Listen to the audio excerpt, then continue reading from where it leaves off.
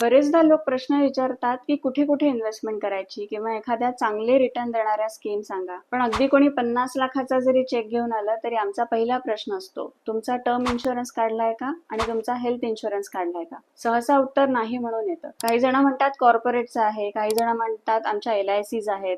कुठेतरी 3, 5, 10 लाखाच्या LICs असतात, त्याच्यातच त्यांना समाधान असतं आणि त्यांनाच तो टर्म इन्शुरन्स वाटत असतो. आधी इन्व्हेस्टमेंट करूया आणि मग इन्शुरन्स वरती खर्च करूया असं म्हणतात. पण खरंच स्वतःचा इन्शुरन्स काढणं हा खर्च असू शकतो का? आपण नवीन कार घेतो तेव्हा शोरूम मधनं बाहेर येताना सुद्धा कार इन्शुरन्स काढून कारला बाहेर काढतो. मग विचार करा, स्वतःचा इन्शुरन्स काढायला मात्र आपण उशीर करत राहतो. टर्म इन्शुरन्स घेऊन फॅमिलीला सिक्युअर करणं, फॅमिलीला फायनान्शियली सिक्युअर करणं आणि हेल्थ इन्शुरन्स घेऊन तुमच्या सेव्हिंग्ज आणि इन्व्हेस्टमेंट्सला प्रोटेक्ट करणं ही इन्व्हेस्टमेंटची पहिली पायरी आहे. आज आपण आहोत म्हणून इन्व्हेस्टमेंट करतोय, पण उद्या आपणच नसू तर इन्व्हेस्टमेंट्स होतील का?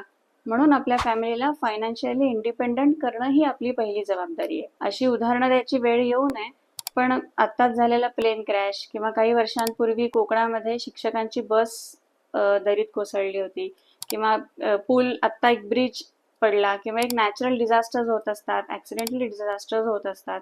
लाईफ खूप अनसर्टन आहे, लाईफ खूप अनप्रेडिक्टेबल आहे. त्यामुळे घरातल्या प्रत्येक कमावत्या माणसाने, ज्याच्यावरती त्याचं कुटुंब अवलंबून आहे, त्या प्रत्येकाने टर्म इन्शुरन्स घेणं फार गरजेचं आहे. एक वेळ इन्व्हेस्टमेंटला उशीर झाला तरी चालेल, पण आपल्या पश्चात फायनान्शियल क्रायसिसमुळे आपलं कुटुंब कोलमडायला नको. आयुष्य फक्त भावनांवर चालत नाही, जगायला पैसाच लागतो. त्यामुळे टर्म इन्शुरन्स आणि हेल्थ इन्शुरन्स असणं ही फायनान्शियल प्लॅनिंगचं फाउंडेशन आहे.